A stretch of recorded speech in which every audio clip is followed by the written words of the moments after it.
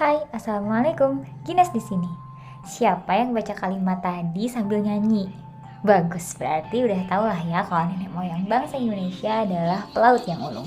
Sejarah mencatat dengan tinta emas bahwa di era Sriwijaya, Majapahit hingga Kesultanan Aceh dan Demak, Indonesia pernah menjadi center of excellence di bidang kemaritiman, kebudayaan, dan agama di Asia Tenggara. Kerajaan besar tersebut pernah menyatukan wilayah kekuasaan yang luas dan disegani bangsa lain karena kehebatan armada niaga laut dan armada militer yang tangguh. Salah satu bukti sejarah Indonesia sebagai bangsa maritim yaitu terdapatnya relief kapal layar pada Candi Borobudur, Candi Buddha terbesar di dunia. Kapal layar yang besar dan megah tersebut dibuat pada abad 8 Masehi, 1200 tahun lalu oleh Kerajaan Sailendra. Kapal ini berlayar rutin, mengarungi lautan, menerjang badai yang ganas melalui Samudra Hindia ke Madagaskar, Afrika Selatan, hingga ke Ghana, Afrika Barat, untuk berdagang rempah, gading, kulit binatang, dan keramik. Bukti lainnya yaitu Kerajaan Majapahit pada abad ke-14 Masehi. Walaupun banyak menggantungkan hidup dari sumber daya alam daratan, tetap tercatat memiliki armada laut yang kuat untuk melindungi jalur perdagangan di kekuasaannya. Menurut Bapak Winarno pada sebuah artikel di situs kumparan.com menyatakan, nenek moyang bangsa Indonesia memang memiliki kemampuan membuat kapal yang mumpuni. Sebut saja kapal pinisi, yang sudah sejak abad ke-14 merupakan kebanggaan putra-putri Sulawesi Selatan dan bangsa Indonesia. Kapal tersebut hanya dibuat dengan tangan, menggunakan material kayu, bener-bener kayu doang, bahkan pakunya pun bukan paku besi, tapi paku dari kayu. Dan tanpa contoh atau catatan replika kapal lainnya. Kemampuan ini pun masih banyak ditemukan pada suku Bugis yang tinggal di Kabupaten Bulukumbang sekitar 150 km dari Makassar. Masa berlalu hingga kemudian TT Indonesia sebagai negara maritim perlahan kehilangan gaungnya. Dimulai dari masa kolonialisme hingga kemudian masuk ke fase awal kemerdekaan.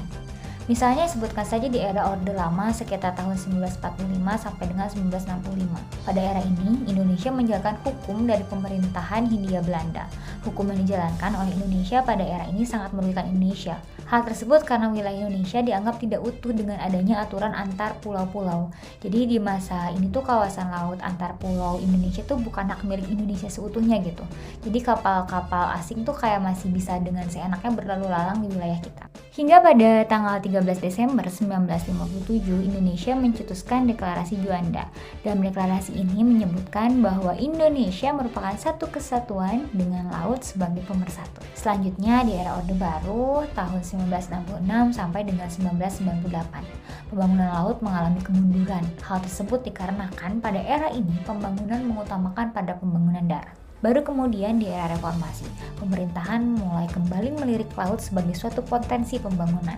Diprakarsai pemerintahan B.J. Habibie dicetuskanlah Deklarasi Bunaken. Deklarasi ini menghasilkan dua pokok bahasan, yaitu kesadaran kondisi geografis Indonesia dan potensi kelautannya. Dilanjutkan di masa pemerintahan Abdurrahman Wahid yang kemudian membentuk Departemen Eksplorasi Laut, yang kemudian hari ini departemen tersebut disebut dengan Kementerian Kelautan dan Perikanan. Setelah pas Gus Dur dilengsarkan, kemudian memasuki masa pemerintahan Megawati, dikeluarkanlah Seruan Sunda Kelapa.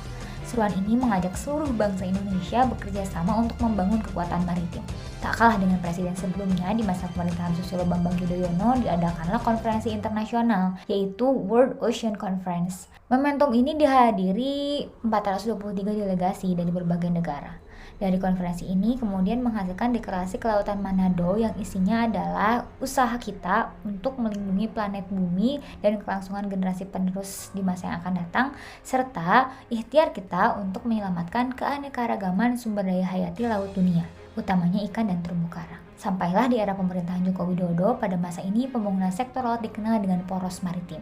Perwujudan cita-cita ini kemudian dituangkan dalam 5 pilar Indonesia sebagai poros maritim dunia, yang diantaranya adalah: pertama, membangun kembali budaya maritim. Yang kedua, menjaga dan mengelola sumber daya laut dengan fokus membangun kedaulatan pangan laut, pengembangan industri perikanan dengan nelayan sebagai tiang. Yang ketiga, pembangunan infrastruktur dan konektivitas maritim dengan membangun tol laut, deep seaport, logistik, industri perkapalan, dan pariwisata maritim. Keempat, pengembangan diplomasi maritim dengan bersama-sama menghilangkan konflik di laut. Yang kelima dan terakhir, dan membangun kekuatan pertahanan maritim. Nah, setelah menyimak penjelasan tadi, menurut kamu poros maritim dunia itu apa sih? Coba jelaskan pendapat kamu di kolom komentar ya. Sampai jumpa. Assalamualaikum warahmatullahi wabarakatuh.